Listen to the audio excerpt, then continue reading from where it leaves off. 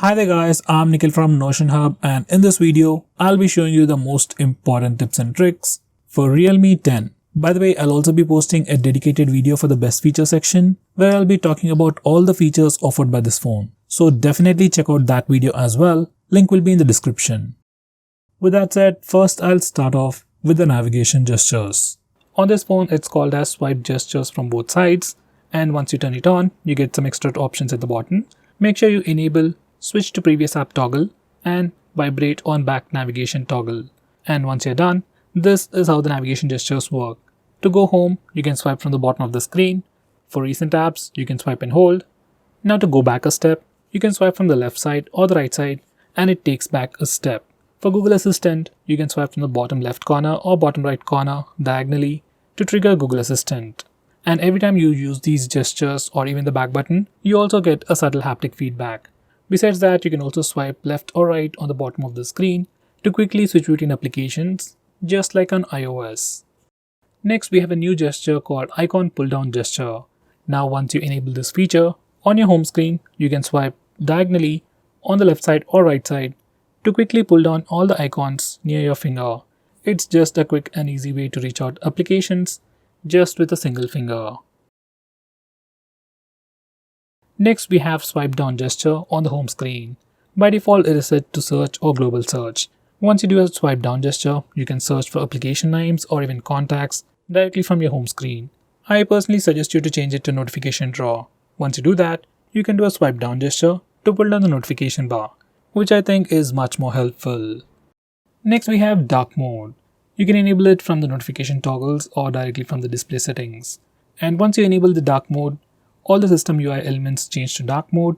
Even some of the stock applications like phone dialer, messaging application also change to dark mode, and even some Google applications like Play Store or YouTube switch to the dark mode automatically. Dark mode helps your phone look much more cooler, helps you save some battery, and puts less strain on your eyes at night. Next, we have always on display. Now, just like the name suggests, it's a feature that puts a clock on your lock screen all the time. Now here's a quick preview. From settings, you can also change the clock styles, and you can also schedule it to automatically turn on and turn off at a specific time to save a little bit of battery. Next, I'm going to show you different ways to take a screenshot on this phone. So first, we have the normal way where we can use the buttons. Just press the volume down and power button both at the same time to take a screenshot.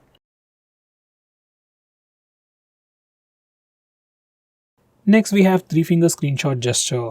Now this feature is enabled by default. To take a screenshot, you can just swipe down using 3 fingers and your phone will take a screenshot.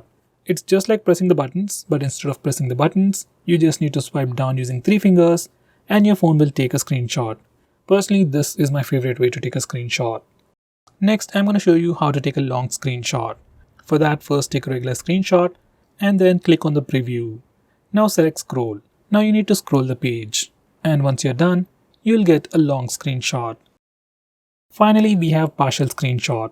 To take a partial screenshot, just place 3 fingers on the screen for a second and then slowly swipe down. Once you do that, you'll get a preview window and then take a partial screenshot. You can also resize this preview window to get an accurate screenshot.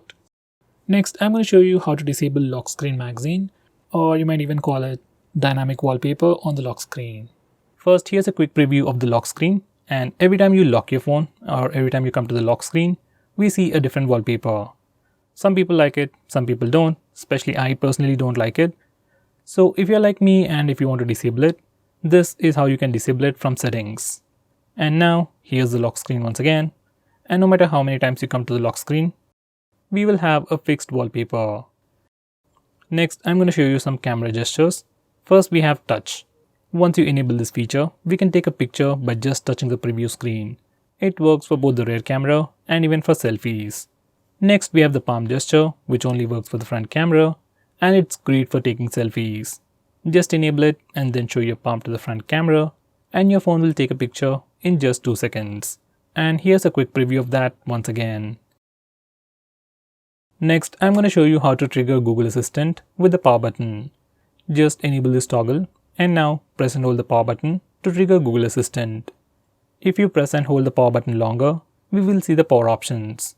If you are using navigation gestures, this is pretty useful.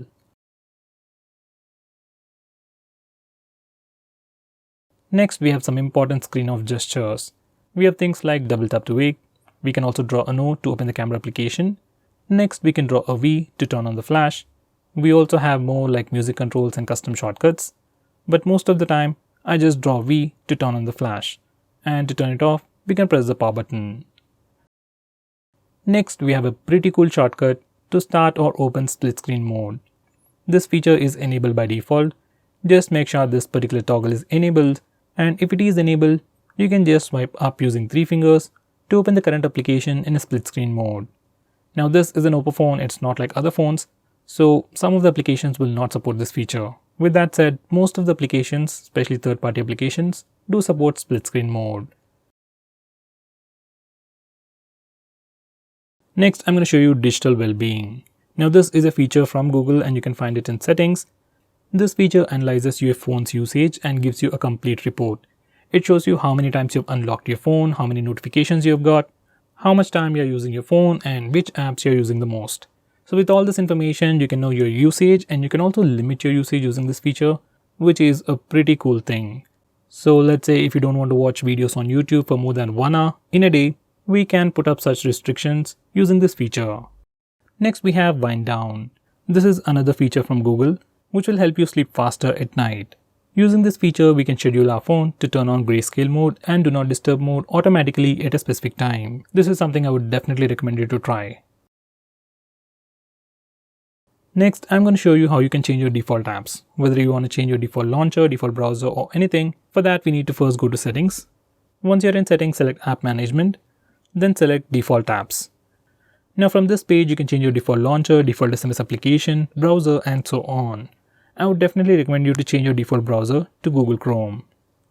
Next, I'm going to show you how to display the battery percentage on the status bar. For that, go to settings, then select notification and status bar, and then enable this toggle. Once you do that, we can see the battery percentage on the status bar. In the same way, if you want to see the network usage on the status bar, enable this toggle. Next, I'm going to show you how to display the RAM information on the recent apps page. For that, go to settings, then select additional settings, and now enable this toggle. Once you do that, we can see the RAM or memory information in the recent apps page. Next, I'm going to show you how to record the screen on your phone. For that, first go to the toggles. And if you can't find the screen recording option, you need to click this button over here and search in the extra toggles. We have a dedicated toggle called Start Screen Recording. Just bring it up. And now we can start video recording just by using this toggle. Just click it and screen recording should start in 3 seconds. If your phone asks for any permissions, just grant them all. Next, I'm going to show you how to stop applications from automatically restarting in the background. For that, you need to first open Phone Manager. You can find it on the home screen or in your app drawer. Once you open it up, select Privacy Permissions, then select Startup Manager. Now from this page, we can start or stop applications from automatically restarting in the background.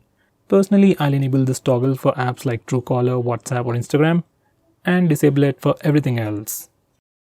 So guys, these are the most important tips and tricks for your phone. If I missed out on anything important, do let me know by commenting below this video and definitely check out my video on best features. Link will be in the description. Now with that said, if you're planning to buy this phone, please use the link in the description. It always helps the channel. If you want us to make any specific video, tweet out to us with the hashtag AskGreedyTech on Twitter and we will try to make it as soon as possible. I'm Nikhil from GreedyTech signing off. Have a nice day.